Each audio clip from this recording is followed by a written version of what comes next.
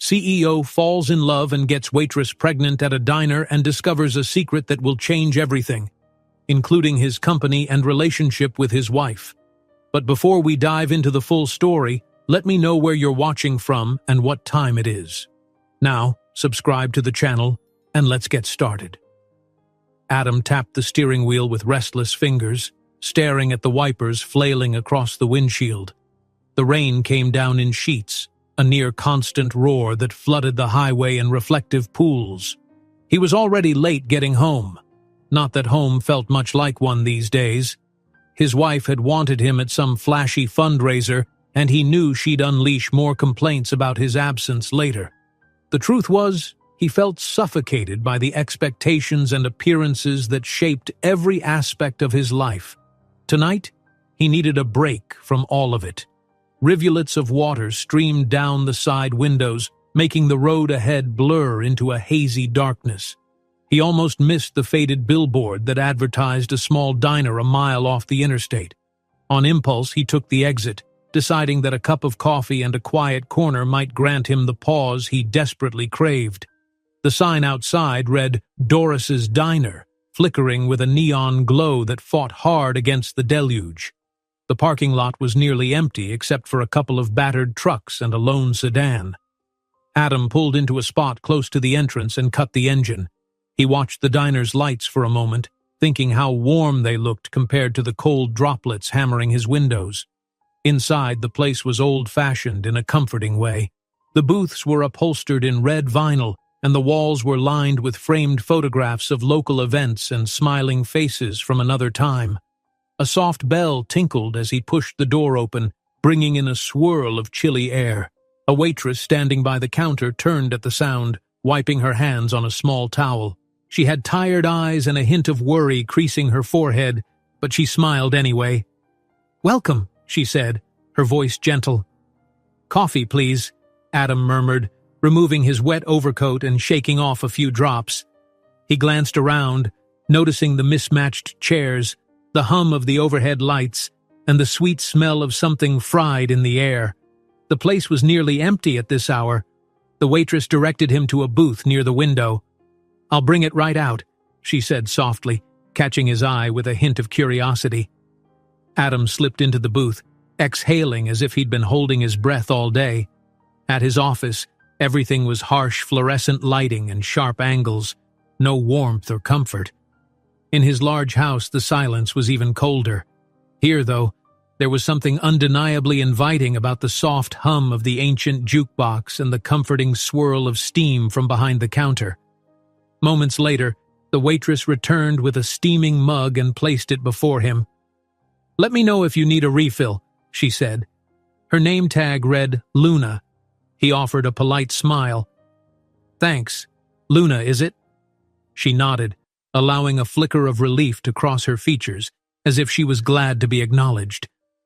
"Long night?" she asked, noticing his loosened tie and the weariness in his posture. "Yeah," Adam replied, taking a sip. The coffee was strong and hot, a direct contrast to the persistent chill of the night. He glanced at her again, catching the fatigue in her expression. "You look like you could use a break, too." Her lips curved up slightly. "I'm hanging in there. Rainy nights are slow, but I don't mind. Gives me time to think." A brief ring broke the moment. Adam's phone. He pulled it out, seeing an incoming call from his assistant. Reluctantly, he answered, hearing a reminder about tomorrow's early board meeting. Corporate deadlines and demands hovered over him like a permanent shadow. Mumbling a quick reply, he ended the call and tucked the phone away. When he looked up, Luna was still standing there, an empathetic look in her eyes. He wondered how a stranger could exude more warmth in a few minutes than he felt at home in years. "I'll let you drink your coffee," she said softly, turning back to the counter. He observed her moving about the diner, wiping tables, restocking sugar dispensers. She moved with the subdued grace of someone used to carrying a burden yet determined not to let it break her. The occasional flicker of the overhead lights highlighted the weariness in her face. It was obvious she was doing her best to get by. A few minutes later, another man, likely a truck driver, leaned over the counter, demanding more coffee in a brash tone. Luna handled it with calm politeness. Watching her, Adam felt a pang of sympathy. She reminded him of someone forced to manage more than her fair share. The wallet in his pocket felt heavier than usual, and he thought of the large salary that felt meaningless when he was drowning in a life that made him miserable. Thunder rattled the diner's windows, and the neon sign outside buzzed.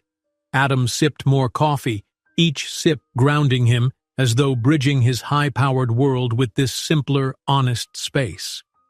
After a few minutes of internal debate, he stood and walked over to the counter. "Could I get a slice of pie?" he asked, scanning the dessert display. Luna opened the glass case. "We have apple or cherry left." "Apple sounds good." She lifted a slice onto a plate and placed it in front of him. "It's better warm. Want me to heat it up?" "Yes, please." They exchanged a small, fleeting smile. Something about her sincerity made him feel a jolt of unfamiliar comfort. He realized how rarely he'd encountered genuine kindness lately. A loud voice at the far end of the diner broke the moment. A man with a gravelly tone was complaining that his order was taking too long. Luna rushed over, apologizing and trying to diffuse his anger. Adam watched, concerned, until the man finally quieted down. There was a strange impulse in him to intervene. He didn't like the way the stranger's aggression was directed at her, but he hesitated, unsure if stepping in would help or create a bigger scene. When Luna returned, she placed the warm pie before Adam, her face slightly flushed from the confrontation. "Sorry about that," she said quietly, smoothing her apron. "He's had a rough night, I guess." Adam's throat felt tight. "Thank you," he murmured, more gently than he intended. She offered a modest nod, then left him to his pie. Alone again, Adam stared down at his plate. The aroma of cinnamon reminded him of simpler times, like childhood moments in a small kitchen, free from complicated obligations. He realized that for the first time in quite a while, he was thinking about something other than business acquisitions or boardroom presentations. After finishing the pie, he signaled Luna for the check. While she printed it, he slipped out his wallet, deciding then and there to leave her a tip that might help with whatever burdens she was carrying. He'd heard her mention medical bills to a coworker in passing, the faint lines of worry crossing her forehead whenever the subject arose. She returned with the check, hesitating before placing it gently in front of him. "Thank you for stopping by," she said in a soft tone as though she truly meant it. Adam slid enough bills inside to cover the meal plus a generous tip. "I hope you get home safe. It's a nasty storm out there," he said. "Likewise," Luna replied with a grateful look. He picked up his coat, heading for the door, and paused. He glanced back one last time. Their eyes met in a moment of unspoken understanding. Then he pushed into the rain, pulling the coat over his head as thunder rumbled in the distance. The wind whipped around him, fierce and unrelenting, as he climbed back into his car. He couldn't ignore the sudden sense of longing that welled up. Longing for honesty, for warmth, for real connection. The storm outside echoed the storm within him. He drove off, the diner's lights receding into the rearview mirror. His mind was already turning over the next day's obligations, an early meeting, a charity function his wife expected him to attend, and a never-ending avalanche of decisions to be made on behalf of the family company. Yet strangely, all he could focus on was the memory of Luna's gentle eyes. Inside the diner, Luna cleared the table where he'd sat. She froze when she spotted something on the counter. It was a sleek business card, and on it, an unmistakable corporate logo. Her lips parted slightly as she recognized the name. She'd seen it in news segments, read about it in headlines. It belonged to a major corporation she'd heard of, one with deep ties in powerful circles. Outside, the rain drummed on the roof, lightning illuminating the empty parking lot. Luna tucked the card into her apron pocket before turning off the main lights. She flipped the sign on the door to closed, heart pounding as questions about this mysterious man began swirling in her mind. As Luna locks the door, She notices Adam's forgotten business card on the counter, revealing he's connected to a major corporation she's heard of. She looks up into the storm with questions swirling in her mind. Luna stood by the small kitchen table in her grandmother's modest apartment, staring at the business card she'd found at the diner the night before. A sense of disbelief warred with curiosity. She'd seen the corporate logo in newspapers and on TV, stories about big acquisitions, boardroom drama, and a CEO with a prestigious last name. She traced the embossed letters, remembering the man who left it behind. He'd seemed so weary yet genuine in those few moments they'd spoken. Part of her wanted to toss the card into the trash to avoid getting entangled in anything complicated, yet she couldn't deny the faint spark of interest that lingered since their conversation. Her grandmother's cough broke the silence, drawing Luna into the cramped bedroom. "Good morning, sweetie," her grandmother said, her voice weak but laced with warmth. She was seated on the edge of the bed, gingerly folding some laundry. Luna set the card aside and knelt by her grandmother's side, gently placing a hand on her arm. "How are you feeling?" "Don't worry about me," the older woman replied with a faint smile. "I've been through worse colds than this, but if you don't mind, I think I'll need more of those pills soon." Luna's gaze shifted to the half-empty prescription bottle on the nightstand. The cost of those pills was astronomical, and there were more doctor's appointments looming. She felt a heaviness in her chest, a reminder that every small expense was an uphill battle. Yet she forced a reassuring grin. "I'll take care of it. You just rest. I'm heading to the diner in a bit, but I'll come straight home after my shift." As her grandmother nodded, Luna stood and grabbed her coat. On her way out, she paused to look at the business card one last time. It bore the name of a man she barely knew, yet for some reason, it seemed important. She slipped it into her pocket instead of throwing it away. Outside, the morning sky was still gray from the remnants of last night's storm. Puddles dotted the sidewalk, and a chill wind blew through the nearly empty streets. Luna walked briskly, the card pressing against her thigh with each step, as though reminding her of an alternate path she'd never considered. Meanwhile, in the towering downtown office building where Adam worked, polished floors reflected bright lights as people hurried through the lobby. Adam strode toward the elevator with shoulders tense and jaw set. The board meeting he was dreading would start soon, and he knew the rumors were already circulating. Something about him acting distant, missing a fundraiser, or escaping responsibilities. He pressed the elevator button and waited, fighting the lingering memory of the small diner that had felt far more comforting than this cavern of glass and steel. Upon entering the conference room, he was greeted by a round table of stern faces. His assistant discreetly handed him a stack of documents outlining quarterly goals and media monitoring reports. Adam took a seat, scanning the suits in front of him. Most seemed concerned only with the bottom line and protecting the company's carefully engineered reputation. A senior board member cleared his throat. "We've heard some chatter about your schedule last night. Everything all right on your end?" Adam forced a neutral expression. "I'm fine. I just needed to clear my head before today." There was a faint tension in the air, as if everyone sensed an unspoken drama unfolding. Another board member leaned forward, adjusting his spectacles. "We have several high-profile clients arriving next week. We trust there won't be any distractions that could impact the company's image?" Adam nodded coolly, though inside he bristled at how any hint of personal life was treated as a potential scandal.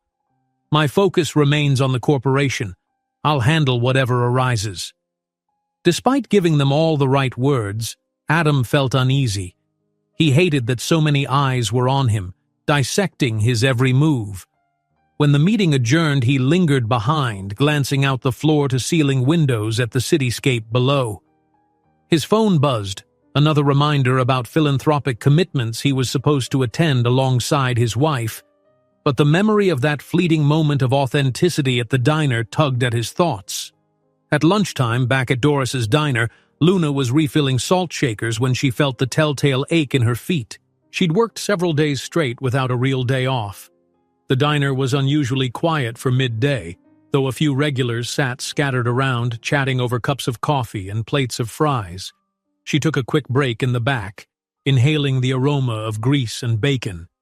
The business card weighed heavily in her pocket, prompting her to slip it out and study the embossed name again. She wondered why someone like Adam, clearly a powerful individual, looked so lost. His eyes had held a sorrow she understood all too well, the sort that comes from carrying an unseen burden.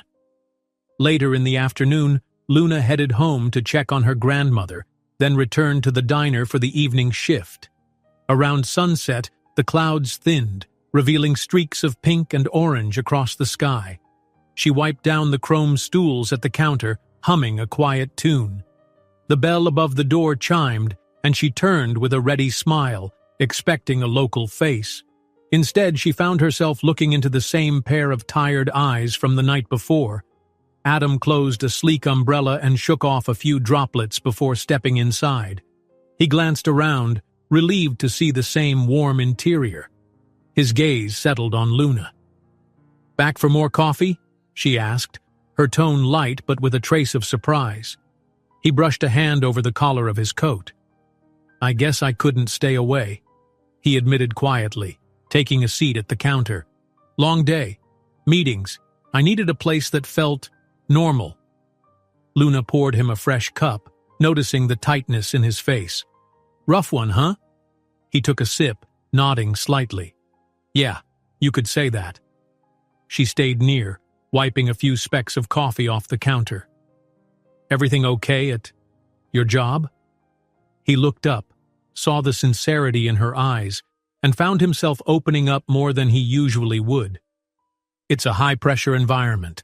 Expectations everywhere. Sometimes I'm not even sure why I keep at it." "That sounds tough," Luna replied, tucking a strand of hair behind her ear. "Must be a lot of responsibility on your shoulders." He tilted his head, caught off guard by how understanding she sounded. "It's a family business," he said after a pause, "and I'm kind of expected to run it smoothly. No room for anything less than perfection." Luna gave a thoughtful nod. She recognized the weight of responsibility in her own life, though on a much smaller scale, and empathized with the pressure of needing to hold everything together. "Well, at least you can relax for a bit here," she said, offering a small but genuine smile. Adam returned it, grateful for her easy warmth. The conversation drifted to lighter topics, the changing seasons, the best slice of pie at the diner. Luna couldn't help noticing how he seemed to loosen up with each minute spent away from the corporate world. Once or twice she thought about mentioning his business card, but nerves held her back. Late in the evening, after a lull in customers, Luna finally brought up the subject. "I realized you left something behind yesterday." She quietly slid the card across the counter. It had your name on it. Adam looked down, lips parted in mild surprise. I didn't notice. Guess I was too preoccupied." She caught herself starting to ask about his position or his company, but decided against it. Instead, she said, "I made sure it stayed safe." "Thank you," he replied softly, taking it from her. "That was kind of you." Luna glanced at the clock, noticing that closing time wasn't far off. She could sense his reluctance to return to whatever demanded him outside these walls. He seemed momentarily content here, in this quiet, humble place, with the smell of fresh coffee and the promise of a short reprieve. "I'll probably head out soon," Adam said, downing the last of his cup. "I appreciate the conversation. And the coffee." She refilled his cup a final time, then moved on to ring up another patron. A co-worker teased her gently under her breath, commenting on how her face lit up whenever Adam came around. Luna blushed, stammering a quick denial, but part of her recognized an unfamiliar flutter in her stomach whenever she spoke to him. When Adam finally stepped toward the door, she followed him to hand back his change. He took it with a nod. They stood by the entrance for a second, neither speaking. The overhead light buzzed faintly, and the last of the day's color had faded from the sky. "Thanks again," he said at last, his gaze lingering on her. I might stop by again soon if that's okay." Luna tried to keep her smile modest. "Sure, I'll be here." He offered a small wave and pushed open the door, letting in a cool rush of night air. Her heart felt unexpectedly light, as if for a moment she was part of something bigger than her daily struggles. She turned to wipe the counter, still replaying their conversation in her mind. The soft ring of the bell signaled his exit. She watched him disappear into the darkness, a faint glow from a street lamp catching the side of his face. Then a sudden flash of headlights made her wince. A sleek black sedan pulled up just beyond the diner's windows. The passenger door opened and a woman stepped out, her posture rigid, scanning the interior as if searching for someone. Even from a distance, Luna recognized a certain tension in the set of the woman's shoulders. She looked like someone with a purpose, someone who might be following Adam. As Adam exits, a black sedan pulls up. His wife steps out, scanning the diner's interior with suspicious eyes, clearly having followed him there. Adam paused just beyond the diner's doorway, droplets of rain still clinging to his jacket. The black sedan idled nearby, its engine softly humming. A woman stepped out, his wife, her eyes darting around with a tension that crackled in the air. She looked from the glowing diner sign to Adam's face, lips tightening in restrained anger. Clearly, she had followed him here. He forced a calming breath and stepped closer to avoid attracting attention from curious onlookers. "What are you doing here?" he asked quietly. She crossed her arms, chin lifted. "I might ask you the same thing. It's late, Adam. Why are you wasting time in some no-name diner?" His heartbeat pounded in his ears, but he kept his voice steady. "I needed space. It was a long day at work." Her gaze swept past him to the diner's windows. Through the glass, Luna was clearing plates and restocking sugar dispensers, blissfully unaware of the confrontation unfolding outside. The wife's eyebrows arched in suspicion. "Who is she?" Adam set his jaw. "No one. Just the waitress who works here." He knew how that sounded, defensive, vague, but he didn't want to drag Luna into their marital problems. "Look, it's been stressful at the office.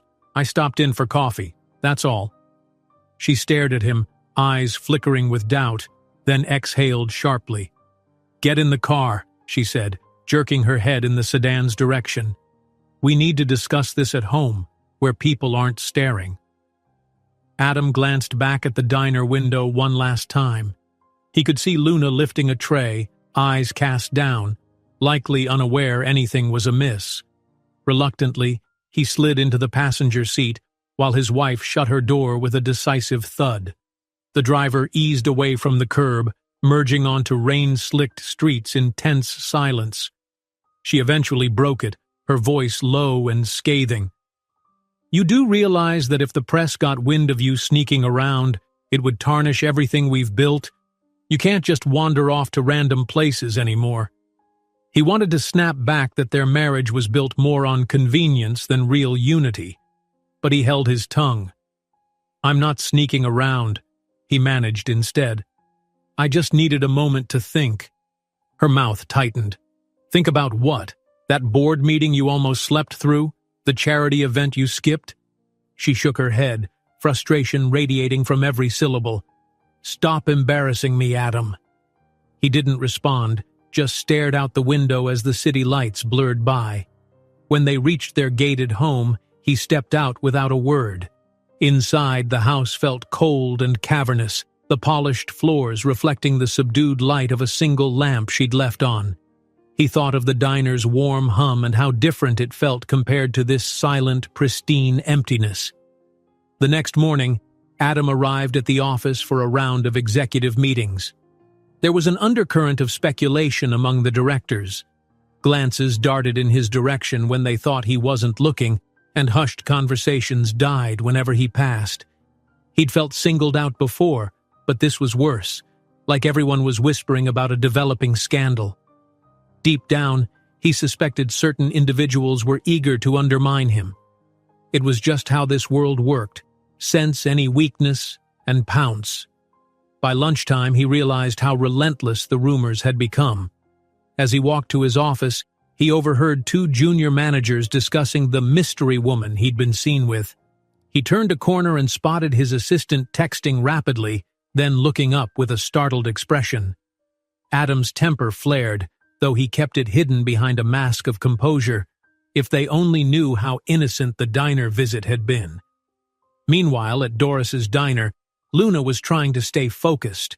She kept replaying the image of that sleek black sedan and the woman who'd stepped out, her eyes locked on Adam. It didn't take much to guess the tension between them. Still, Luna had bills to pay and a grandmother to care for, so she forced herself to concentrate on her customers, wiping tables and refilling coffee cups with a polite smile. A little after noon, her phone buzzed in her apron pocket. She took one look at the caller ID and her stomach dropped. It was the home nurse who sometimes checked on her grandmother. Quickly, she ducked into a quieter corner of the diner to answer. The nurse's voice was urgent. "I'm sorry to bother you, but your grandmother's fever seems to have gotten worse. She's complaining of chills and her medication isn't bringing it down." A knot of fear gripped Luna's chest. "I'll be there as soon as I can," she promised. After a hurried word to her manager, she flew out the door, barely stopping to pull on her coat. Her heart pounded with a mix of worry and guilt, wishing she could be in two places at once. When she arrived at the small apartment, she found her grandmother propped up in bed, looking paler than usual. Piled on a bedside table were envelopes with medical statements and a half-finished cup of tea that had gone cold. Luna gently placed a hand against her grandmother's forehead, feeling the heat radiate. "Let's get you more comfortable," she murmured, helping her sip some water. Her grandmother offered a weak smile. "I've seen better days, dear. Let's hope this passes soon." Despite her attempt at cheer, Luna could see real worry in the older woman's eyes. Across town, Adam was holed up in a drab boardroom with his best friend and a few executives, poring over agenda notes for a major corporate event. Everyone insisted he needed to attend to keep up appearances. With the swirling rumors and his wife's wrath, the idea of stepping into a spotlight felt suffocating. "I'm not going," he finally muttered, tossing the papers onto the polished tabletop. One of the executives leaned back in his chair, eyebrows raised. "Are you sure? It's the biggest networking opportunity of the quarter." Adam glanced at his friend, who silently pleaded with him to reconsider. "I just need to step away from all this," Adam said, fighting the tension building behind his eyes. He ended the discussion and left the office. On impulse, he recalled the address from the diner receipt Luna had given him by chance. He'd spotted the line for home deliveries on the slip of paper. He didn't even fully understand why he felt compelled to check on her. Maybe he remembered the worry in her face when she mentioned her grandmother. Maybe it was the fact that Luna had shown him more genuine kindness than he'd felt in a long time. In a matter of minutes, he found himself outside a modest apartment building with chipped paint and a broken porch light. He walked up the creaking steps and paused in the hallway, hearing muffled sounds from inside. He knocked lightly, then waited. Luna opened the door, eyes wide, cheeks flushed. She seemed stunned to see him standing there. Before she could speak, a small bout of coughing came from the other room. "What are you doing here?" she asked, glancing from him to the dim interior of the apartment. He gave a small shrug, noticing a bouquet of assorted groceries in his arms, the best he could gather on short notice. "I wanted to check on your grandmother. I overheard you talking about her health last night, and I picked up a few things that might help." She hesitated, then stepped aside. "Come in." The living area was cramped, with worn-out furniture and a neat stack of bills in plain view. Adam recognized the burden that must weigh on her, trying to balance healthcare costs and daily expenses. Her grandmother, propped up on a pile of pillows, greeted Adam with a thin smile. "Are you the fellow she mentioned, the one with the kind eyes?" Heat rose to Luna's cheeks, and Adam managed a small laugh, unsure how to respond. He extended the bag of groceries. "It's not much, but I hope it helps." The older woman's gratitude was immediate. "You're too kind, dear," she said softly, accepting the items as if they were priceless treasures. Luna hovered nearby, equal parts appreciative and uneasy. She didn't want to appear like she was fishing for charity. "Thank you, but I can manage. I don't want to drag anyone else into our problems." Adam set the groceries on the small kitchen counter.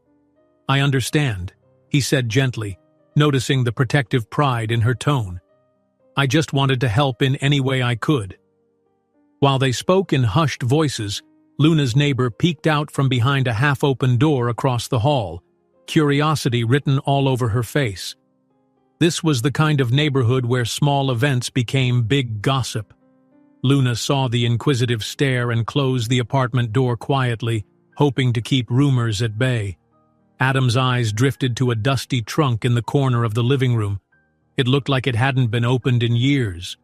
A faded label with a partial name was visible, reminding him faintly of something he'd seen before, but he couldn't place it. He wondered if there was a deeper story hidden in its worn edges, maybe about Luna's mother or her family history. He didn't ask about it, sensing that would be too personal. Instead, he turned his attention back to Luna's grandmother, offering a polite goodbye. "I hope you feel better soon," he said with sincerity. "If you need anything, please call." Luna followed him to the door, where they stood quietly for a moment. The air felt charged with a mix of gratitude and unspoken emotion. Neither of them was quite ready to name what was unfolding between them, but it was there, an undeniable closeness forged by genuine care and a desire to protect one another from life's storms. "Thank you," she said softly, resting her hand on the doorknob. "I really mean it." He nodded. "Take care of yourself, too." They shared a small, tender smile before he turned to go. He made his way down the creaking steps, stepping out onto the sidewalk with a swirl of conflicting thoughts. Relief that he'd been able to help, concern about the repercussions if word got out, and a flicker of hope that maybe, just maybe, he'd found something worth pursuing beyond the hollow demands of his corporate life. Just as he reached the curb, his phone rang, the screen lighting up with his wife's name. He answered with trepidation. Her voice crackled through the line with barely contained fury. "We need to talk, now!" Adam felt his pulse quicken as he ended the call with his wife. Her clipped tone had stung more deeply than usual, sending a jolt of cold reality through him. He stood on the sidewalk a moment longer, trying to push away the image of her tense expression, that look she got whenever she was about to deliver an ultimatum. Around him, the city lights gleamed in the damp evening air. Across the street, a row of cars sped by, and he could almost hear the hiss of tires on wet pavement. He exhaled slowly, hailing a passing cab and sliding into the back seat. During the silent ride home, he steeled himself for the confrontation to come. If their last conversation was any indication, his wife was in no mood for compromise. Sure enough, he found her pacing in the living room of their sprawling house, polished floors reflecting her restless footsteps. Without bothering to exchange pleasantries, she turned to him, arms crossed tightly over her chest. "Do you have any idea what you're doing to our reputation?" she demanded. His shoulders tensed. "I'm only trying to live my life without every move being scrutinized."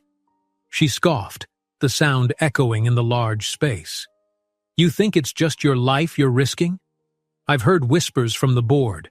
Everyone's talking about your late nights, your disappearing acts, and don't pretend I don't know you've been sneaking off to see that waitress." Adam's jaw tightened. "Sneaking off? She's a friend, that's all." Her eyes narrowed. "I don't care if she's royalty. The minute you stir up gossip, you threaten everything I've worked to uphold. You have an obligation to keep this marriage intact in the public eye, whether you like it or not, and if you won't play by the rules, I'll make sure you regret it." He could feel anger flare in his chest. "Is that a threat?" "It's a promise," she hissed. "Go to your board meetings, say the right things, show up for events, and keep out of scandal. Or I'll make sure everyone knows about your little friend. Then see how quickly they strip you of your position." Before he could respond, she swept out of the room, leaving him standing there, adrenaline roaring in his veins. After a restless night on the couch, he woke, feeling hollow. The only thing he was sure about was that he had to see Luna again, even if it meant juggling the demands of a corporation poised to judge his every move. At the office the next morning, he was met with a flurry of urgent memos and stern inquiries. Someone had leaked gossip about his so-called secret rendezvous, and the board members were in a frenzy. He arrived at a hastily arranged meeting where a few directors, all in crisp suits, peered at him with barely concealed impatience. One cleared his throat. "We're hearing rumors, Adam. It's imperative there be no scandal surrounding the company's figurehead." Adam sank into a seat at the long table. "I understand your concerns, but my personal life shouldn't be the company's business." Another director, older and grim-faced, pressed his fingertips together. "Your personal life becomes our business if it threatens stockholder confidence. You've seen the backlash from even minor gossip." Adam clenched his fists beneath the table, keeping his voice level. "I'll handle it. There's nothing to worry about." Their stony faces suggested they weren't convinced. The meeting dragged on, focusing heavily on how he might rehabilitate his image. By the time it ended, Adam felt a headache throbbing behind his eyes. In defiance of everything, he slipped out during his lunch break and drove straight to Doris's diner. Maybe the coffee would calm his nerves. Maybe it was Luna's presence he actually needed. When he got there, the place was surprisingly busy, people escaping the rain and seeking warm meals. He spotted Luna behind the counter, hair pulled back, hustling between tables. When she noticed him, her eyes flickered in recognition, and she nodded in greeting, though she couldn't pause for more than a moment. Adam took a seat near the end of the counter, letting the cozy clamor of the diner wash over him. For a second, he allowed himself to relax. A few minutes later, Luna set a mug of fresh coffee in front of him. "Hey," she said quietly, as if sensing something was off. "Everything okay?" He forced a half smile. "Just the usual chaos. Work. Life." She didn't press, but he saw empathy in her expression. Before she could say more, a ruckus from the far side of the diner drew their attention. A broad-shouldered man was complaining loudly that his food was taking too long. His voice boomed over the general chatter, drawing annoyed glances from other customers. Luna excused herself and hurried over to try to smooth things over. Adam watched, unsettled by the man's aggressive posture, the way he jabbed a finger at Luna. "It's been 15 minutes!" the man bellowed, slamming his fist on the table. "Are y'all even cooking anything back there or what?" Luna kept her tone calm. "I'm sorry for the wait. We're short-staffed today, but I promise the food's almost ready." He leaned forward, voice dripping with sarcasm. "A diner that can't serve breakfast on time, real impressive." Her cheeks flushed, though she struggled to maintain composure. "I'll check on your order right now." As she turned, the man muttered something crude under his breath, and something in Adam snapped. He stood up, walked across the diner, and positioned himself beside Luna, his hand lightly brushing her arm as if to lend her strength. "Is there a problem?" Adam asked, voice low but firm. The man sized him up, scowling. "Who are you supposed to be?" Adam squared his shoulders. "A customer who doesn't like seeing a waitress harassed. If you have an issue with your order, there's a polite way to handle it." The man snorted. "You got some nerve, buddy." Sensing the tension, a few other patrons looked on, bracing for trouble. The man stood, towering over Luna and Adam. His aggressive stance suggested he might not hesitate to start a brawl. Luna placed a hand on Adam's arm. "It's okay," she whispered, though she looked shaken. Adam didn't back down. "Let's just calm down, all right?" For a moment, it looked like the man would take a swing, but an older gentleman at a nearby table coughed loudly, drawing his attention. More eyes fell on him, and he seemed to realize this fight wouldn't end favorably. With a grunt, he tossed a few crumpled bills onto the table. "Keep your lousy food," he spat, then stomped out, letting the door slam behind him. The whole diner seemed to hold its breath for a moment. Luna exhaled shakily, tucking a loose strand of hair behind her ear. "Thank you," she murmured. looking at Adam with genuine gratitude. I don't know what would have happened if that went any further." His pulse was still racing, but he tried to smile reassuringly. "You didn't deserve to be treated like that." A small ripple of relief spread through the diner, and soon the chatter picked up again, as if everyone silently agreed to move on. Luna guided Adam to a quiet corner in the back, away from curious eyes. "I'm sorry you had to step in," she said softly, fiddling with the corner of her apron. "But thank you for doing it." "I'm just glad you're okay," Adam replied. He caught a glimpse of how tense she was, shoulders drawn up with stress. Impulsively, he reached out to give her hand a gentle squeeze. "You handle so much on your own." She looked down at their hands, the corners of her lips trembling into a smile. The moment felt strangely intimate, a private bubble in the midst of the bustling diner. Eventually, she pulled away, saying she had to get back to work. Before leaving, she shot him a grateful look that seemed to speak volumes. He lingered in the diner a bit longer, finishing his coffee in a calmer atmosphere now that the troublemaker was gone. When he finally got up to go, he found Luna at the door, wanting to walk him out. "You sure you're okay?" he asked, searching her face. "I am, thanks to you," she said quietly. Then, with a hesitation that made his heart skip, she leaned up and gave him a brief hug. "Take care, Adam." His chest tightened at the warmth of that gesture. He nodded, stepping outside into the drizzle. For once he felt like he'd done something good, something real, instead of just living by someone else's script. Luna watched him disappear beyond the flickering diner sign. The heavy clouds overhead mirrored the uncertainty that tugged at her. The afternoon rush was picking up, so she slipped back inside. The clamor of clinking dishes and murmured conversations washed over her, and she tried to focus on the tasks at hand. Later, as the last customers trickled out and the neon lights buzzed against the darkening sky, she locked the door behind Adam's departing figure. Turning back into the empty diner, she began wiping the counters and stacking menus. That was when she noticed something odd beneath a napkin holder near the register, a small envelope, half hidden. Curious, she picked it up and discovered a partial note inside, scrawled with references to Adam's last name. Her heartbeat kicked up. It was a piece of information suggesting there was so much more to his background than she'd realized. As Luna closes the door behind Adam, she notices a hidden envelope near the counter with a partial note referencing Adam's last name, suggesting there's more to his identity than she realized. Luna woke to the hum of her grandmother's radio, the melodies floating gently through the small apartment. She stretched her arms, recalling how the previous evening had ended. Her discovery of a curious envelope referencing Adam's last name. Even though she had already guessed he was a man of influence, seeing something in writing, something suggesting a deeper link, unsettled her. She hadn't told her grandmother yet, not wanting to cause more worry. There was already enough weight on their shoulders.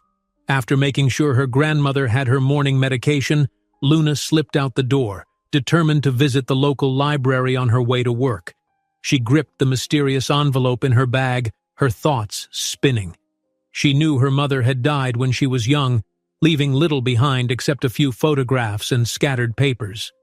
If this note somehow connected her mother to Adam's prominent family, it could mean a buried piece of her own past. The library was nearly empty, its high windows letting in a pale morning light. Rows of shelves stood like silent witnesses to countless stories. Luna found the public computers and began searching local newspaper archives, typing in variations of her mother's name combined with the corporate name she'd seen on Adam's business card. For a long time, nothing stood out. Just endless articles about the corporation's expansions and philanthropic endeavors. Then, buried in a decades-old newspaper, she spotted a small announcement mentioning a partnership between a local business owner, someone with her mother's last name, and Adam's family firm. Reading the snippet made Luna's heart pound. It didn't specify many details, but it was enough to confirm that her mother, or perhaps an older relative, had once been connected to Adam's powerful circle. She stared at the screen, mind whirling with questions. Why had no one ever mentioned this? If there was some kind of unpaid debt or broken promise, it might explain the persistent financial struggles her family faced all these years. Eventually, Luna gathered her belongings and headed to Doris's diner, still processing the strange discovery. The lunch crowd had begun to trickle in, so she set aside her personal worries to focus on orders and refills. Despite her best efforts, her hands trembled slightly, and her co-workers noticed her distraction. One of them, a friendly older cook, asked if she was okay. She forced a reassuring smile, deciding to keep the new information to herself for now. Meanwhile, not far away, Adam's wife was sitting in her own car, a sleek rental parked discreetly behind the diner's delivery entrance. She was on the phone with a private investigator, her voice clipped and cold. "I want to know everything about this waitress," she said. "Where she goes, who she sees, any connection to Adam's business dealings. Understand?" After a pause, she added, "And don't let either of them catch on." Her eyes glinted with satisfaction as she ended the call.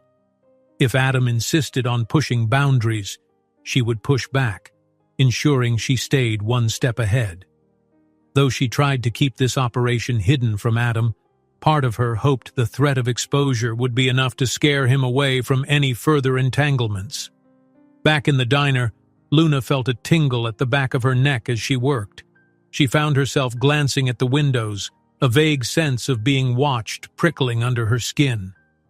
The thought of the black sedan outside late at night lingered in her memory. Maybe it was nothing, just a fleeting wariness from all the stress in her life. But she couldn't shake the feeling entirely. Adam showed up a little past noon, slipping in through the glass door with a tightness in his expression that suggested he'd had another difficult morning at the office. When Luna greeted him, her voice was quieter than usual. He frowned slightly, sensing her unease. They settled into a small booth at the back, the vinyl seat creaking under Adam as he shrugged off his jacket. "You don't look like yourself today," he observed, keeping his tone gentle. She folded her arms over her apron, eyes darting around. "A lot on my mind," she admitted. "I found something that might connect my mother's past with your family's company." Adam blinked, clearly taken aback. "What do you mean?" Luna hesitated, then pulled out the envelope she'd discovered. She laid it on the table, explaining how she'd seen Adam's last name and then gone to the library to look up old records. "It's not solid proof, just an old newspaper mention and some hints, but there was a contract or a partnership of some kind. I don't know what became of it."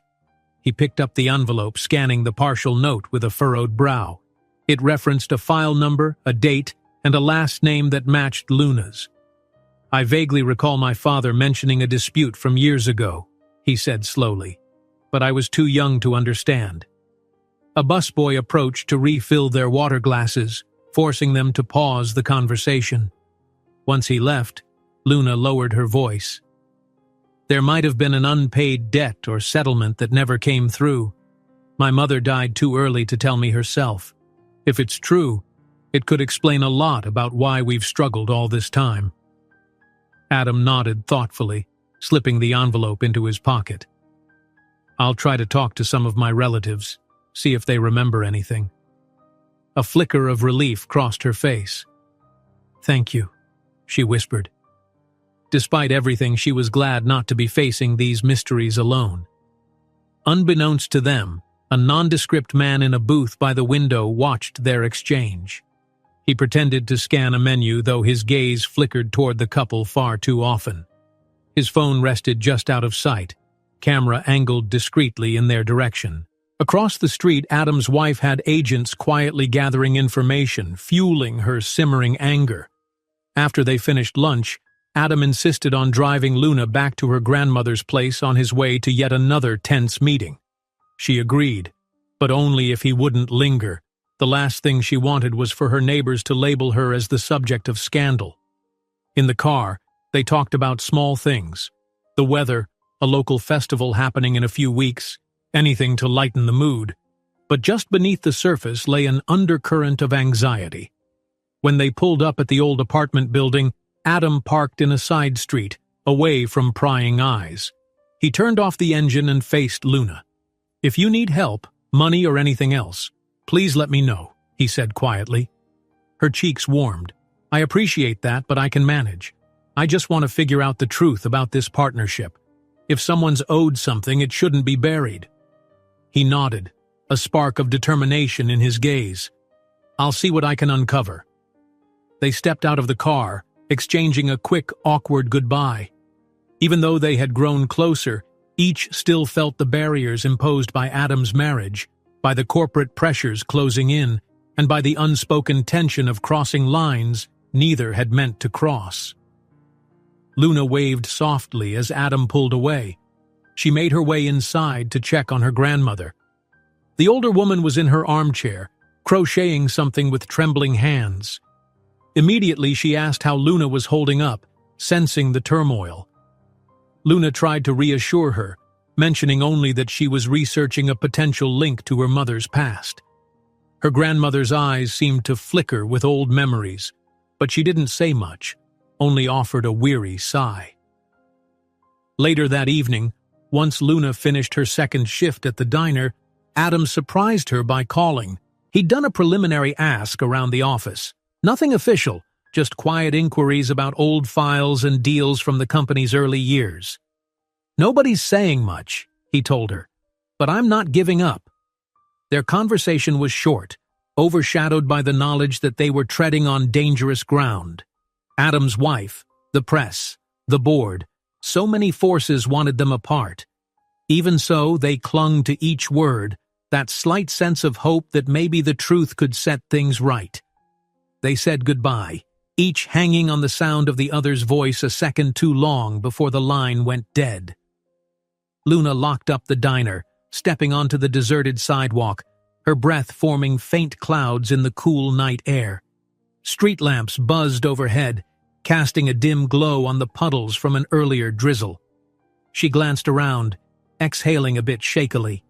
The day had been intense, filled with revelations and uneasy promises.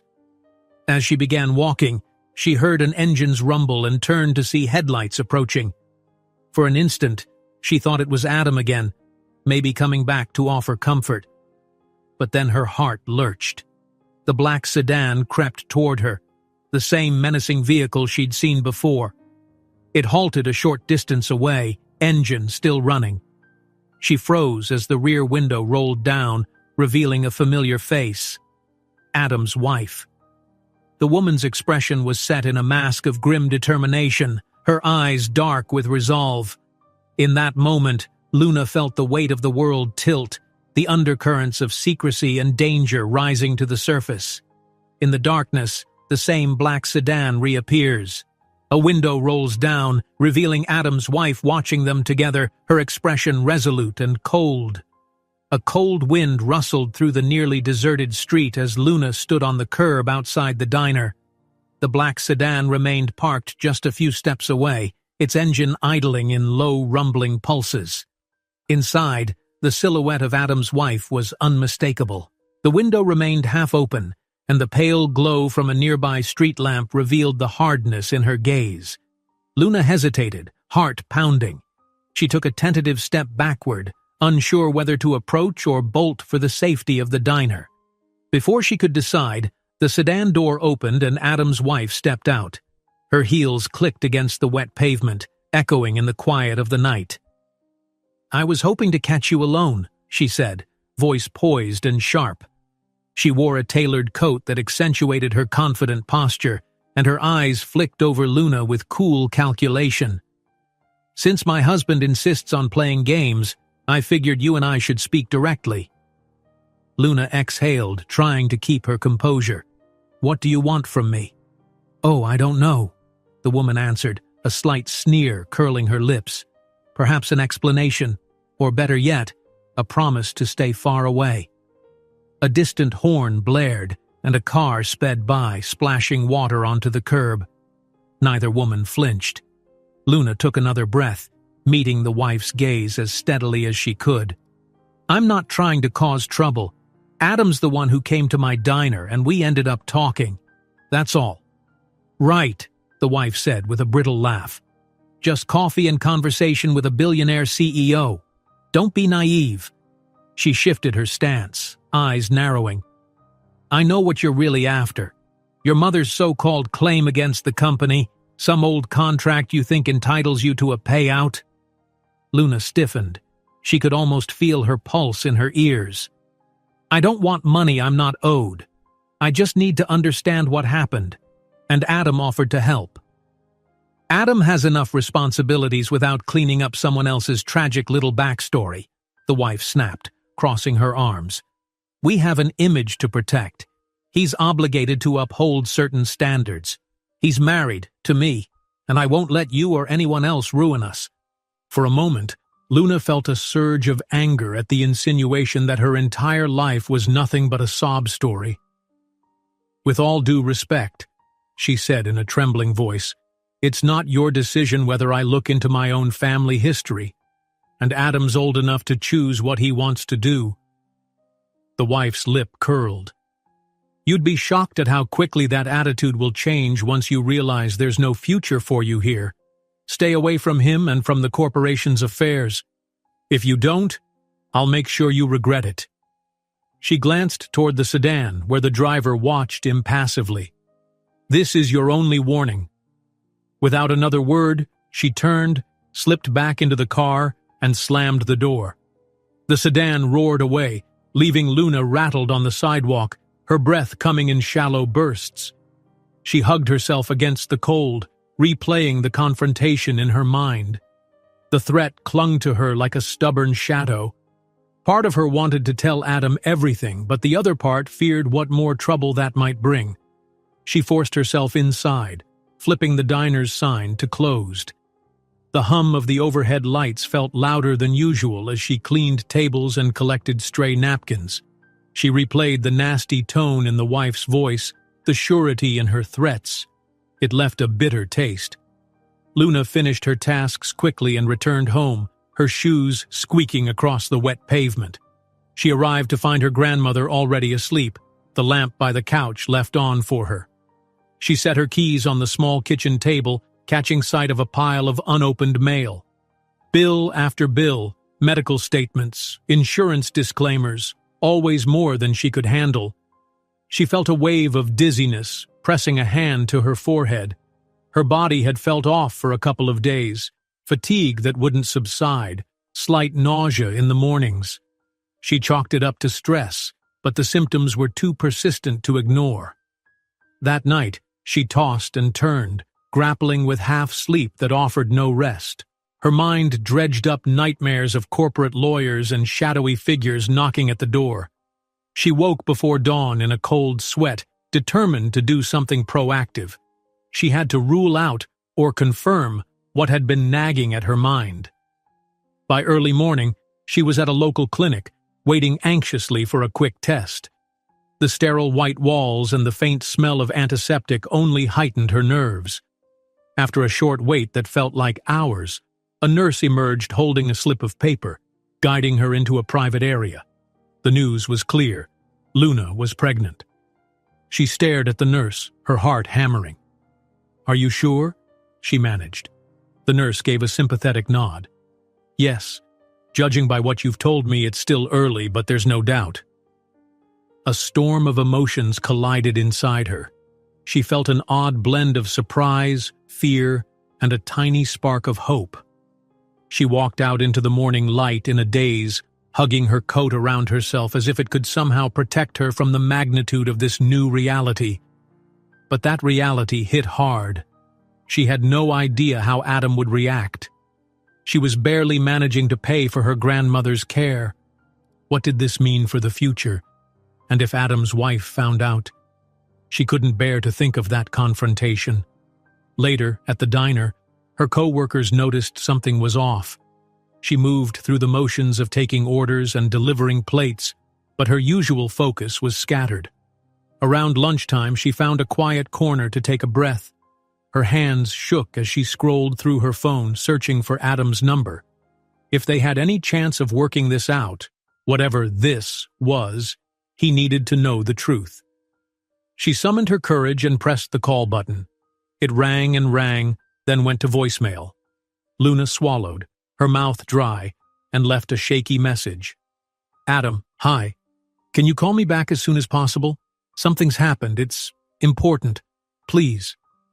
For the rest of the day, she waited for a response, the phone perched on a ledge near the cash register. Every time it buzzed, she snatched it up, only to feel her heart sink at seeing spam calls or messages from her coworker about shift swaps. Adam didn't respond. In the afternoon, she checked her phone again. Nothing. With a sense of dread, she tried him one more time, only to be sent straight to voicemail. A wave of nausea curled in her stomach, though she couldn't tell if it was from the pregnancy or from raw nerves. She had to tell him somehow, but where was he? Meanwhile, Adam was in a boardroom downtown, trapped in a high-pressure crisis meeting. A major investor had threatened to pull out if rumors of marital problems continued to swirl in the press. The conversation was tense, with voices raised as each director demanded that Adam fix his personal life immediately. His phone buzzed in his pocket, but he couldn't break away. A glance at the screen showed Luna's name, sending a stab of worry through his chest, but the chairman glared at him pointedly. Ignoring a call in the midst of this meltdown would only feed the board's displeasure. So he let it go to voicemail, forcing himself to keep his attention on the crisis at hand. Hours later, he emerged, exhausted and unsteady. The hallway lights felt glaringly bright as he made his way to a quiet corner and finally checked his messages. His pulse spiked at Luna's anxious tone. Something in her voice told him this wasn't just about the corporate drama or the old contract with her mother. Something major had happened. He quickly called back, but her line rang unanswered. A wave of regret crashed over him. He should have stepped out of the meeting for her call. Stepping outside, he spotted a cluster of reporters near the building entrance, cameras ready to pounce. His friend hurriedly ushered him to a side exit. Once he was free of the building, he tried Luna again. This time, her shaky voice picked up. He heard the faint din of the diner in the background. "Luna," he said, relief flooding him. "I'm so sorry I missed your call. I was stuck in a meeting I couldn't get out of. Are you okay? You sounded upset." She swallowed. Adam, I have to tell you something.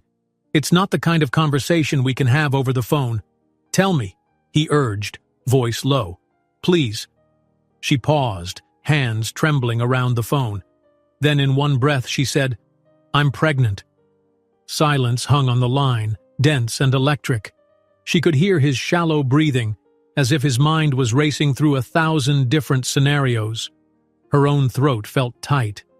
Finally he found his voice. "Where are you?" he asked, a hint of urgency slipping through. "I'm still at the diner. I have to close up tonight, but—" "Stay there," he said. "I'm on my way." The line went quiet for several long seconds. Luna gripped the phone, uncertain whether the call had dropped or if he was simply too stunned to speak. Then came the words in a low, unsteady tone, carrying the weight of a man whose world had just turned on its axis. Adam's stunned silence on the other end of the line followed by a single sentence. "We need to meet. Tonight."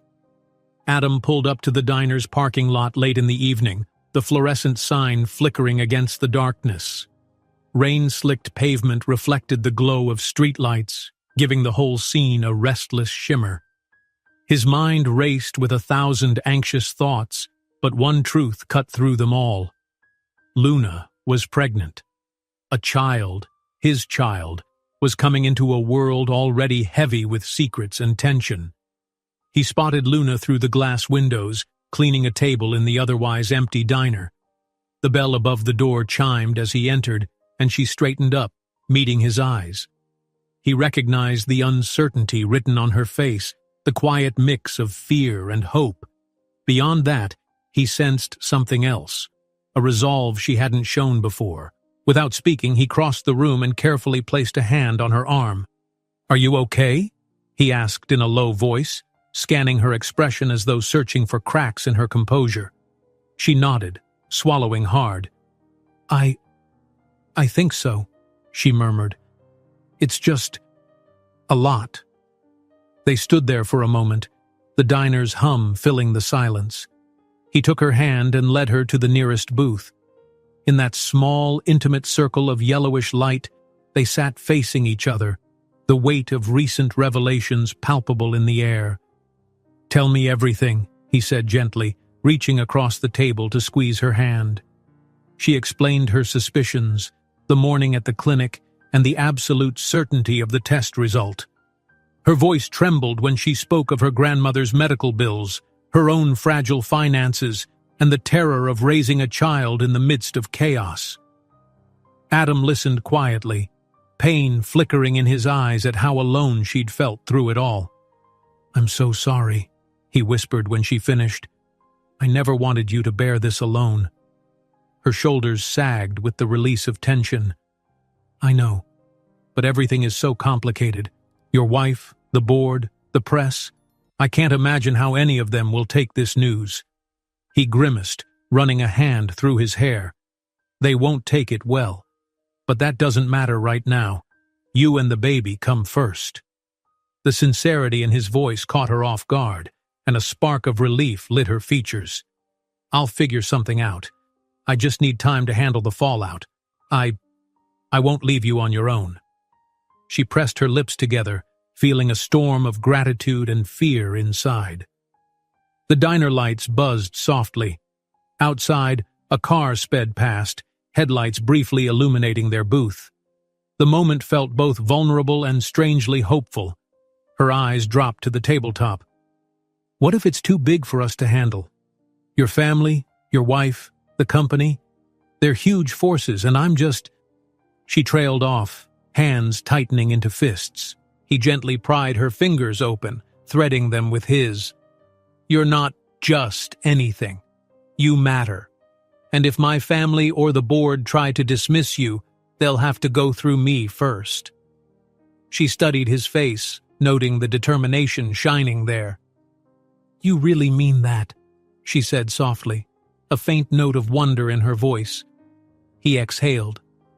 "I do." But even as he spoke, he could feel the weight of what would happen once this news came to light. He knew his wife would escalate her threats. The board was already circling like sharks, sniffing out any sign of scandal. Yet for the first time in a long while, he had clarity about what he wanted: to protect Luna and their unborn child, no matter the consequences. They spent the next half hour talking in hushed tones about practicalities. Luna confessed she had no idea how to afford prenatal care on top of her grandmother's bills. Adam offered to help with expenses, though he sensed her reluctance to rely on him financially. She'd always valued her independence. In the end, they agreed they'd figure out the details together, one step at a time. Before leaving, he asked to see her grandmother, wanting to reassure the elderly woman she wouldn't be abandoned. They quietly climbed the stairs to the small apartment, and Luna ushered him inside. Her grandmother was dozing in the armchair, a blanket draped across her lap. The cozy lamp in the corner revealed her peaceful face, pallid but calm. Luna approached gently and touched her grandmother's shoulder, stirring her awake. "Adam came by," she said, keeping her tone light. "There's something we need to tell you." The older woman looked up, blinking. "Oh, hello again," she greeted him warmly. "You've been very kind to us." He knelt beside the armchair, his voice hushed. "I care about your granddaughter a lot," he said, glancing at Luna for confirmation. "And there's something important. We found out Luna's expecting." A spark lit the grandmother's eyes, a tremor of surprise that quickly morphed into tenderness. "My goodness," she breathed, placing a trembling hand on Luna's. "I had no idea."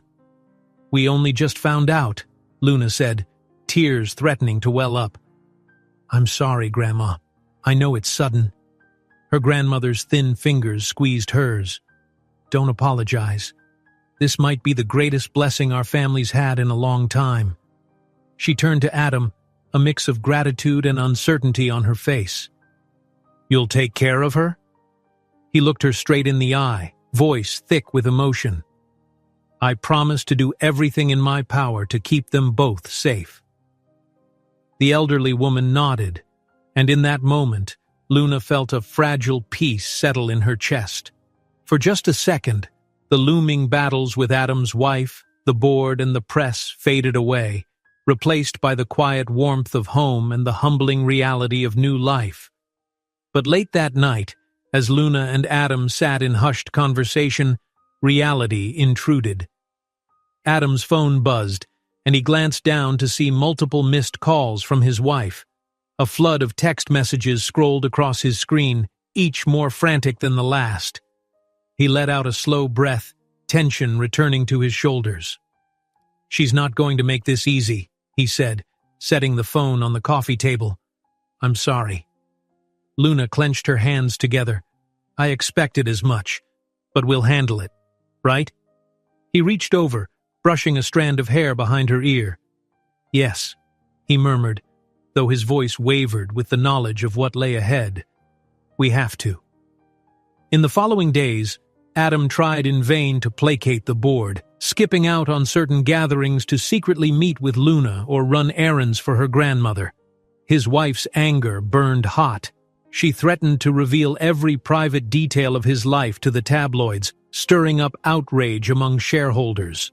For each small step Adam took toward Luna, forces at work demanded he retreat, demanded he uphold the family's spotless reputation. As tensions grew, the corporation's top brass began applying open pressure. Directors cornered Adam in hallways, reminding him of his obligations to keep scandal at bay.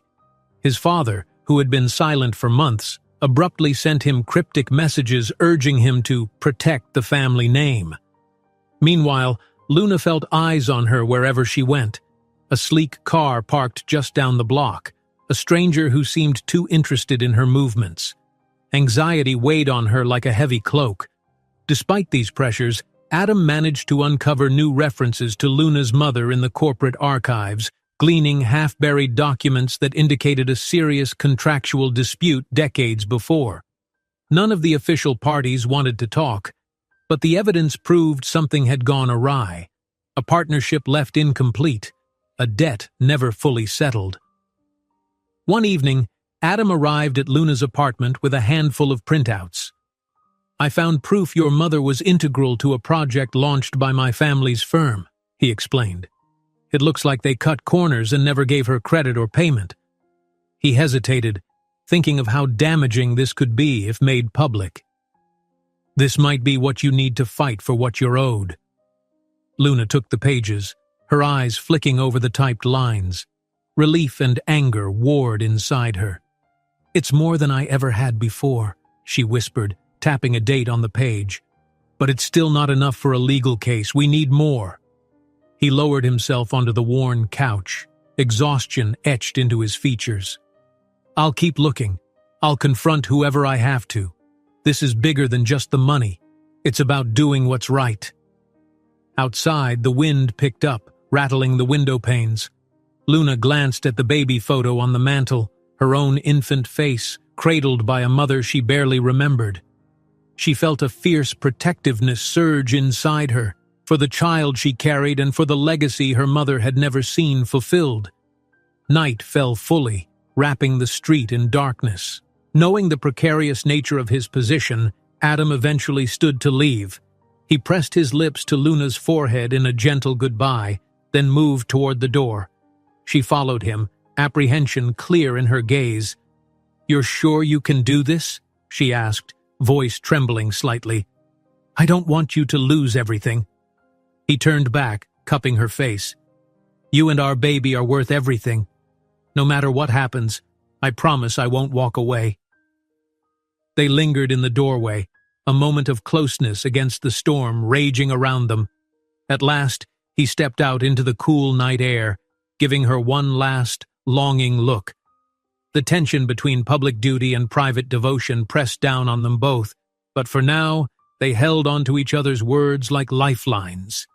His car rumbled to life, headlights cutting through the dimly lit street. Luna stood there, one hand unconsciously resting on her stomach as she watched him drive off, the silhouette of his taillights vanishing into the distance.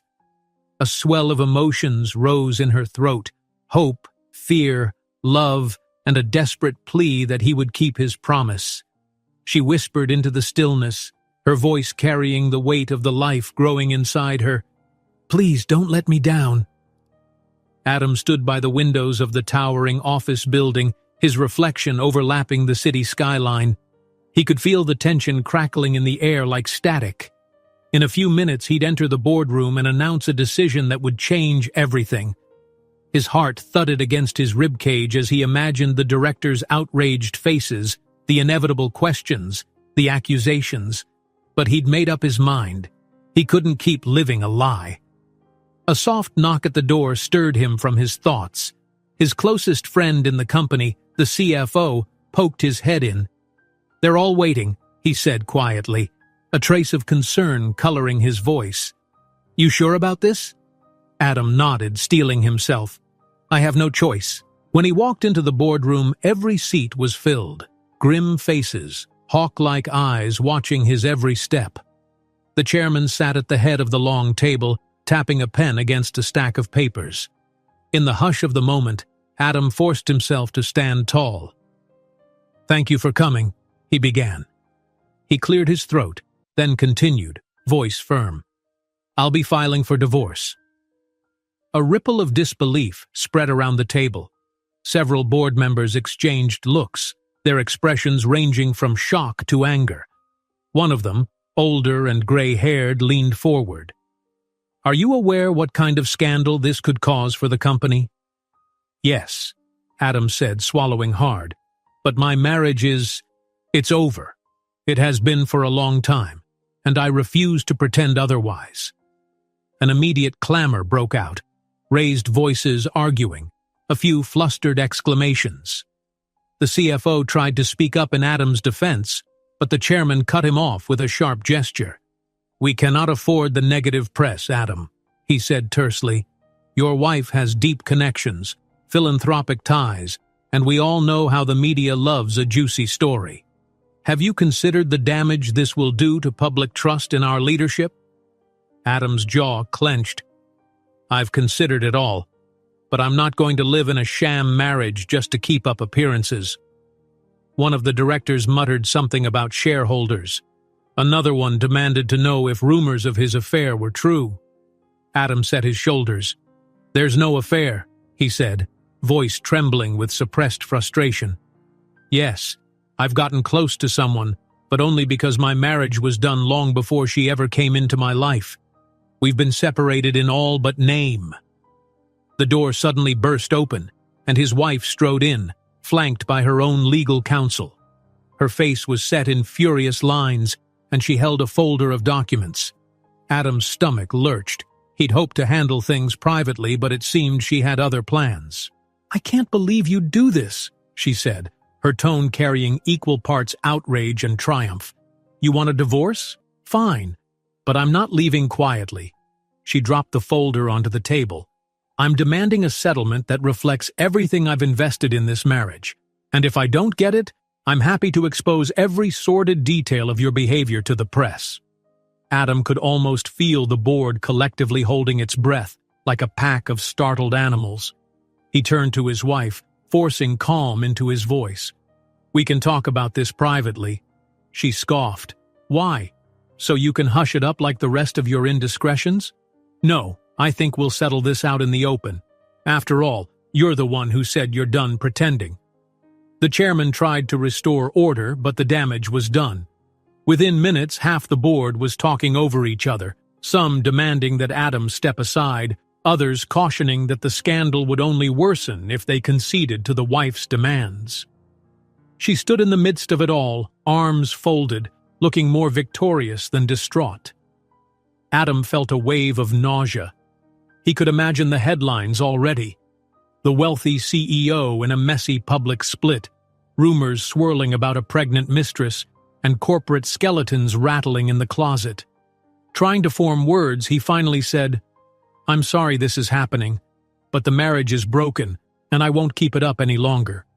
With that, he stalked out, ignoring the calls behind him. Within hours, news of his announcement swept through social media and gossip sites. A vicious rumor mill churned out every possible story, some claiming he'd left his wife penniless, others painting Luna as a gold digger who'd latched onto a lonely billionaire. Adam tried to shield Luna from the worst of it, but it was impossible to contain. Whenever he checked his phone, more messages pinged in, each more alarmist than the last. At the diner, a few reporters even dared to show up during lunchtime, snapping pictures of the sign and pestering staff about the Waitress. Luna hid in the back, trembling, as the manager ushered the journalists away. But she knew she couldn't avoid them forever. Her co-workers whispered among themselves, some giving her pitying looks, others appearing uncomfortable, as though she were radioactive. That evening, Luna returned home to find her grandmother in front of the television, tears welling in the older woman's eyes. A sensational news program was running a segment on Adam's sudden divorce filing, with a photo of Luna blurred in the background. The headline across the screen read, "CEO's secret lover cashing in?" The angle was brutal, painting Luna as a cunning opportunist who'd seduced a powerful man for money. Luna's grandmother quickly turned off the TV. "They're only telling lies to sell a story," she said, voice quavering. "Don't let it get to you." But Luna felt her heart sink. The entire country might believe she was scheming. Worst of all, it was overshadowing everything else: her mother's past, the rightful debt owed, the baby she was trying to protect from all this chaos. After a quick meal, she retreated to her room, phone in hand. Adam had been messaging her apologies, promising he'd fix things, that he'd make an official statement condemning the gossip. She scrolled through his words, wanting so badly to trust him despite how huge the obstacles seemed. Elsewhere, Adam was cornered by the CFO and a few more sympathetic board members in a quiet corridor of the headquarters. Their eyes flickered with worry. "We're on your side," one said, "but the rest of them are panicking. They're afraid the stock will plummet if this scandal doesn't die down." Adam pressed a hand to the bridge of his nose. "I'm aware," he muttered, "but I can't just pretend. My wife's demands are outrageous. I won't buy her silence, and I won't abandon Luna." They all looked at him grimly. The CFO cleared his throat. "Then you need a plan, something that stabilizes the company while you handle your personal affairs. Right now, we're close to losing major investors." Tension coiled in Adam's gut. He thought of the child Luna carried, the promise he made to protect them both. "I'll figure it out," he whispered. "Give me time." But time was a commodity in short supply. Over the next few days, tabloids printed lurid stories, grainy photos of Luna, allegations about her searching for a payday. Online forums buzzed with speculation, some cruel, some bizarrely sympathetic. Luna tried to stay out of the public eye, but she had no choice but to work. Tips were essential for paying rent and buying groceries. Whenever a customer recognized her, she felt their stares burrow into her back like knives. Late one night, she got a call from Adam. His voice was ragged with frustration and defeat. "I might have to step down," he admitted. "The board's threatening a vote of no confidence if I don't settle things." Her heart ached. She pictured him alone in some dimly lit office, weighed down by the demands of a legacy he never truly wanted. "I'm sorry," she whispered, wishing there was more she could do. "It's not your fault," he reassured her. "It's mine for living in a lie for so long." He took a shaky breath. I need to speak to my father. He's been ignoring me, but maybe he can talk sense into the board, or at least broker some kind of deal." Little did he know that call was coming sooner than expected. The very next evening, as he prepared to leave his apartment, his phone rang. The contact name made his stomach drop. His father, a man who rarely deigned to handle anything personally. Adam lifted it to his ear, expecting a lecture. Instead, the older man's voice was taut and direct. "Come to the estate immediately," he said. "We need to end this once and for all." Adam's car rumbled through the massive wrought-iron gates of his father's estate late in the afternoon. The sprawling grounds stretched on either side of the winding driveway, lined with neatly trimmed hedges and ancient oak trees draped in the remnants of autumn. He glanced at Luna in the passenger seat. She looked as anxious as he felt, her hands folded tightly in her lap. Neither of them had spoken much since they'd left the city. This visit felt like the threshold of something monumental and irreversible. Ahead, the house stood like a stone sentinel. Tall columns, grand windows, an imposing facade that hinted at old money and an unyielding sense of power. Adam's gut twisted at the memories stirred by the sight. His childhood spent running down these halls, the tense dinners where his father's approval seemed like the rarest prize. But he'd never brought anyone here under such circumstances. This time, it wasn't just about him. It was about Luna, the baby they were expecting, and the hidden truths of her mother's past. The car crunched to a stop on the gravel courtyard. A servant approached to open the door, but Adam waved him off, stepping out to help Luna instead. She tilted her head back to take in the imposing facade, her breath catching. She'd never seen wealth on this scale. Still, her chin rose in quiet determination as she slipped her arm through Adam's. Inside, a grand foyer opened up, marble floors gleaming beneath a chandelier. The walls were lined with portraits of Adam's ancestors, their faces almost scornful, as if they sensed an outsider in their midst. A discreetly dressed housekeeper approached and gestured for them to follow her. They stepped through archways and corridors until they arrived at the library, a cavernous room stacked floor to ceiling with leather-bound books, tall windows draped in heavy velvet curtains. Adam's father stood by one of the windows, hands clasped behind his back. He was a distinguished figure, silver hair neatly combed, wearing a tailored suit that spoke of old-world elegance. Though his posture was rigid, the look he gave Adam carried more gravity than anger. Even so, tension crackled in the air. "Father!" Adam greeted, nodding stiffly. His father's gaze flicked to Luna. "You've brought her here," he observed, voice neither welcoming nor hostile, more like he was stating a fact. Adam tightened his grip on Luna's hand. "Yes," he said firmly. "We're in this together." The older man exhaled, turning slightly to face them. "There's no use denying that your relationship has caused quite a stir." His eyes moved to Luna. "My board members and I are troubled by the negative press, but that's only part of the issue. Your mother's name has surfaced in old corporate records, Miss Luna," she offered, her voice steady. "Yes, Luna." He paused as though tasting the sound of her name. "I've seen the documents Adam managed to uncover. If your mother was owed something, I believe we can come to some arrangement." Adam cleared his throat. "She's not here to make a deal without knowing the whole truth. We want to see the documents. Everything. We're tired of half-answers." A flicker of annoyance tightened his father's features, but he nodded. "Very well. Let's go to the study." They followed him through another hallway into a smaller room with a long mahogany desk and files neatly arranged. A single lamp glowed, casting shadows on the walls. Luna's heart pounded as Adam's father opened a locked cabinet and withdrew a folder thick with faded pages. He laid them on the desk, flipping through with practiced efficiency. "These were the agreements drawn up decades ago," he explained. "Your mother's name is referenced here and here. She was part of a crucial project for our company, though it was never fully documented in the final records." Luna's eyes scanned the typewritten lines, absorbing details she'd only guessed at.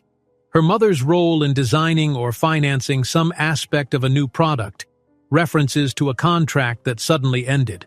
She recognized the name of an investor who'd once been kind to her family when she was a child. For a moment, the room seemed to spin, proof that her mother had truly been an essential part of the company's success, only to be cast aside. She drew in a shaky breath. "This means the corporation owes my family compensation." Adam's father closed the folder. "Technically, the contract is incomplete, but yes, there's an implication of unpaid dues. However, a legal claim would be messy. The press would devour it, especially with all the attention on you and Adam right now. We'd prefer to handle things quietly." Adam stepped forward, eyes flashing. "And I suppose you want her to sign something that silences her about the baby and the contract. Is that it?" His father gave him a measuring look. "I'm trying to protect this family and the company. If Luna chooses to speak publicly, the scandal could deepen. That won't help anyone." Before Adam could respond, footsteps echoed in the corridor. The door swung open, and his wife entered, flanked by 2 lawyers. Her posture was rigid with cold triumph, a venomous smile curving her lips. "Well, isn't this cozy?" she declared, taking in Adam, Luna, and the older man in a single scathing glance. Adam's father glowered. "I didn't invite you here, and I certainly didn't ask you to bring attorneys." She shrugged with feigned innocence. "I have a right to protect my own interests. Adam is still my husband on paper, and if he's here cutting deals, I deserve to know." She turned sharply to Luna, eyes blazing with animosity. "You think you can barge in and demand rights? My attorneys are prepared to contest any claims you might have, unless of course you want to keep this private. Then there's a price to pay." Luna's face burned under the weight of that hostile gaze, but Adam's voice cut in, firm. "No, we won't be blackmailed," he said, stepping closer to Luna. "Whatever arrangement is made, it'll be fair and transparent. If you don't like it, that's your problem." Adam's wife scoffed. "You're a fool if you think the board won't push you out the minute they see the costs of these so-called reparations. They only tolerated your escapades to a point. Now you're threatening them with a lawsuit from your mistress and a child out of wedlock?" She shook her head in mocking pity. "They'll cast you aside without a second thought." Adam bristled. "Luna is not my mistress, and that's my child. You should stop embarrassing yourself with these accusations. We both know this marriage was over long before Luna came into my life." The tension in the room thickened. One of the lawyers stepped forward, brandishing a folder that looked suspiciously like the one Adam's father had just shown. "We have enough evidence here to paint a very different picture to the media," the lawyer said, addressing Luna. "We can argue you targeted Adam for financial gain, exploiting an old contract to squeeze money out of the corporation." A wave of rage and humiliation coursed through Luna. She opened her mouth to retort, but Adam reached for her hand. She felt his touch, warm and steady, reminding her she wasn't alone. "Stop!" Adam demanded, voice taut. "I'm done listening to threats. If you want a spectacle, we can take it to court, but it won't end well for anyone here." Adam's father rubbed his temples, clearly exasperated. "Enough, all of you." He glanced at his wife's lawyers with a disdainful curl of his lip, then turned to Adam. "Son, is there no way we can resolve this behind closed doors? You're risking the entire legacy." Adam locked eyes with him. "That legacy doesn't matter if it's built on lies. Luna's mother was cheated. Now Luna's being attacked. I can't stand by and let that happen." A momentary silence followed, broken by the sound of hurried footsteps in the corridor. The butler appeared, looking unsettled. "Sir, there's a matter at the main entrance. Reporters are gathering, demanding a statement." His father's face darkened. "How did they—" He shot Adam's wife a suspicious glare. She smirked, lifting her chin. "You're not the only one who can leak information. If this meeting's going to happen, why not let the world see what's really going on?" Luna's stomach twisted. The last thing she wanted was a media circus, especially here. But it seemed the wife had orchestrated this as a final humiliating ploy, to drag them all into a public confrontation. Outside, voices grew louder. Faint camera flashes lit up the windows like bursts of lightning. Adam's father cursed under his breath. "This is getting out of hand. Someone call security." The wife's attorneys exchanged glances, quietly satisfied at the chaos they'd unleashed. In the midst of the uproar, Luna felt her composure slip. This was more scrutiny than she'd ever imagined. The child inside her didn't deserve to be born into such a mess. Adam sensed her distress. He slid an arm around her shoulders, blocking the cameras that were now peeking in through the open doors. His father tried to restore order, but the chaos spilled into the hallway, staff frantically trying to corral the journalists. A tall figure in a business suit marched forward, the CFO who'd once been Adam's ally. His expression was grim, and he refused to meet Adam's eyes. "I'm sorry," the man muttered, "but the board's lost confidence. They're calling for an emergency vote on your position if you can't calm this scandal." Adam's father looked weary, standing by in a silent form of disappointment. The wife's smirk deepened, and her lawyers circled like vultures. For a moment it seemed everyone in that grand hallway was against Adam and Luna, pressing in with threats, demands, and betrayal. Luna felt tears threaten, the flash of cameras in her peripheral vision making her dizzy. Adam took a step forward, squaring his shoulders. "You all want me to choose," he said, voice cutting through the din. "You want me to protect the family name, the corporate image, and keep pretending I'm not in love with someone else, someone carrying my child." The crowd stilled, eyes locked on Adam. Luna blinked, heart pounding at his raw declaration.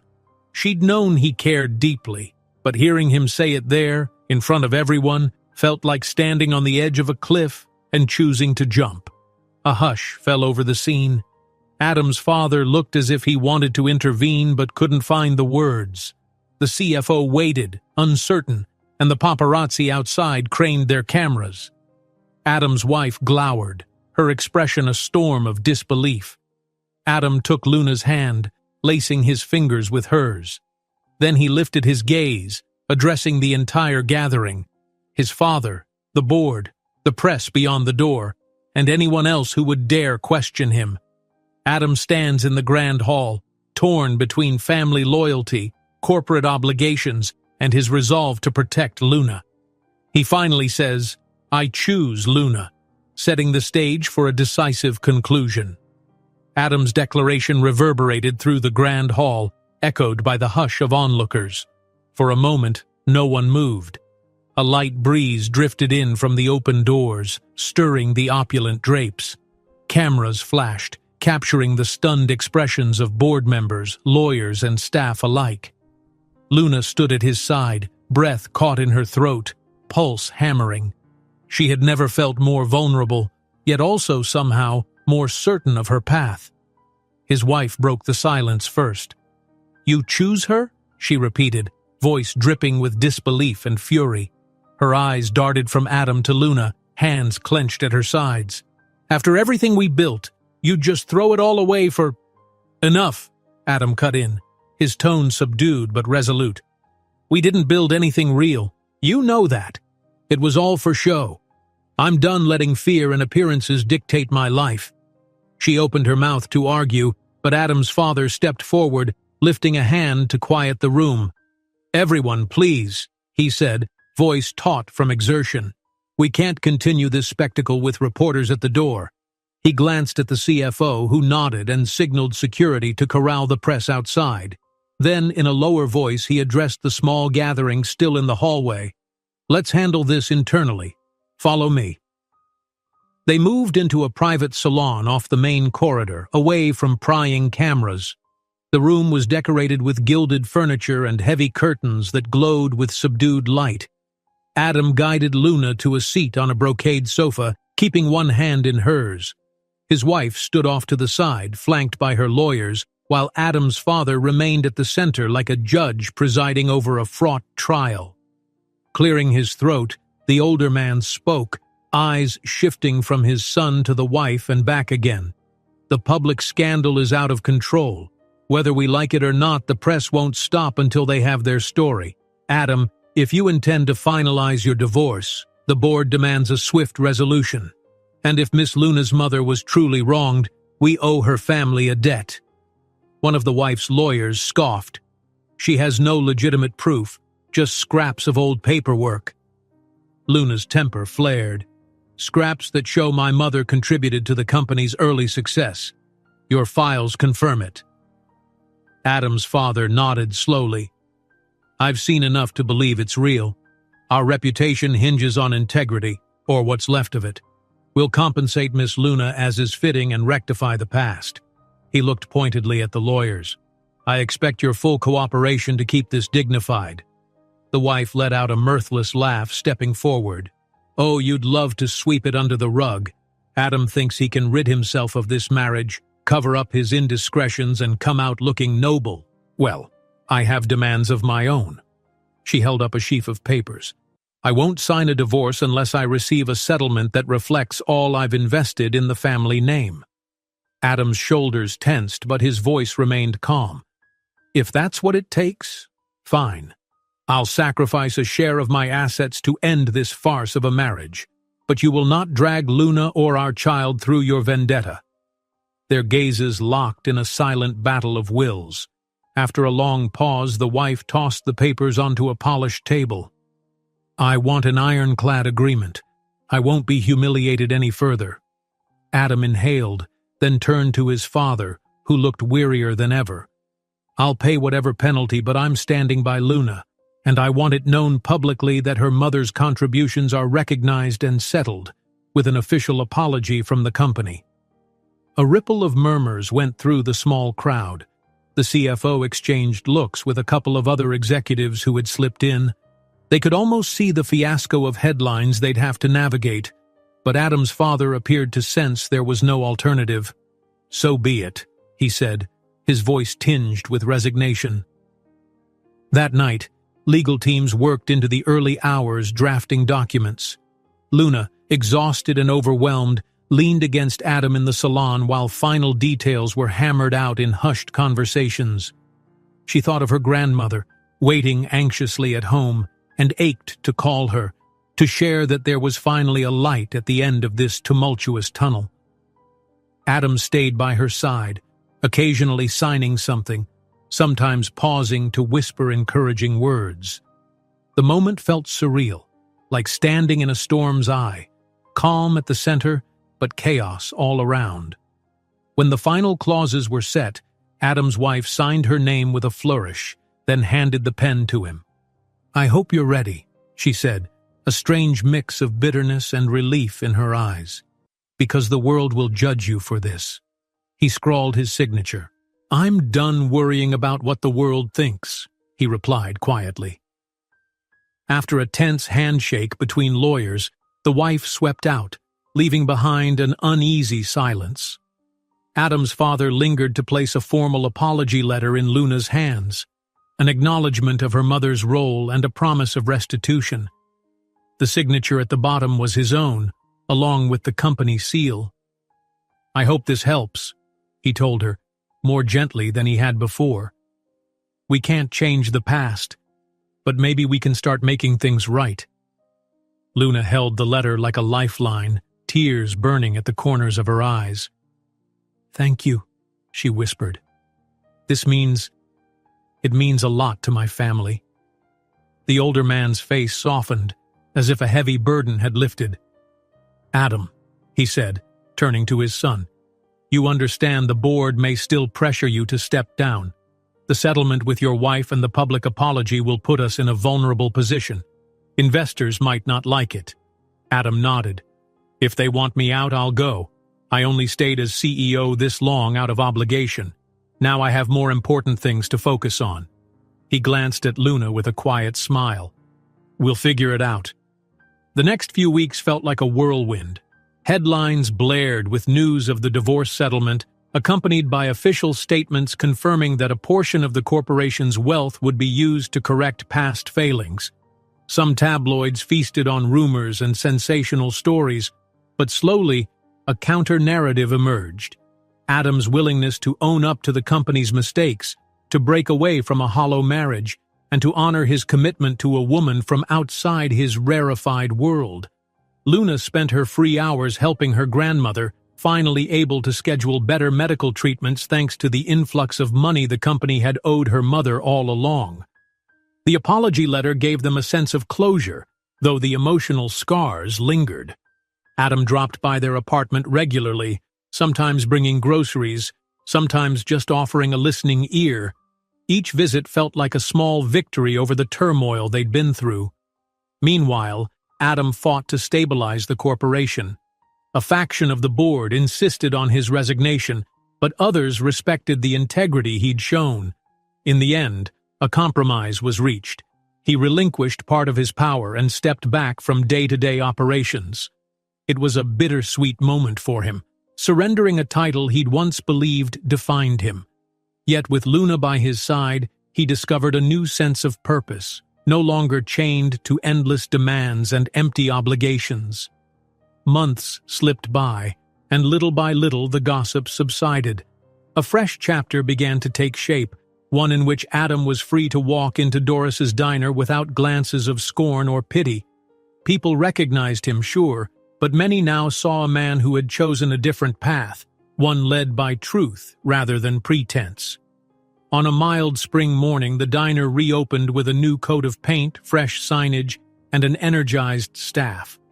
Luna had saved enough to invest in a few improvements, and Adam contributed discreetly, wanting the place to thrive. When customers walked in, they saw brighter walls, polished counters, and a chalkboard menu listing daily specials. There was an air of hope and renewal in every corner. On that opening day, Luna's grandmother sat at a window booth, a soft smile on her face. She watched as neighbors, old and new, filtered in and out, sampling pies and sipping coffee. Adam bustled around in rolled-up sleeves, helping the staff carry supplies, looking nothing like the aloof CEO of months past. If anyone had asked, they might have guessed he was just a friendly local lending a hand. Luna was behind the counter, talking to a pair of customers who'd become regulars when she felt a gentle nudge from one of the servers. Turning around, she found Adam with a small bouquet of flowers, a playful grin lighting his face. She laughed and accepted them, leaning in for a brief kiss that earned them a round of applause from a nearby table. "You're definitely hired," she teased, poking fun at his impromptu help with the boxes and coffee refills. He raised an eyebrow, smirking. "Good, I'll take the night shift." Across the diner, her grandmother caught their banter and winked, the crinkles at the corners of her eyes betraying quiet joy. This was a world away from the gloom of old medical bills and constant worry. Now there was light, laughter, and the promise of family expanding in love rather than fear. As the diner bustled with friendly chatter, Luna placed a hand on her belly, and Adam smiled at her with genuine warmth. Outside, the camera pans to show the sign glowing in the twilight, a symbol of a fresh start built on honesty, love, and the courage to face the past. If you enjoyed this story, don't miss the next one. Just click on the screen.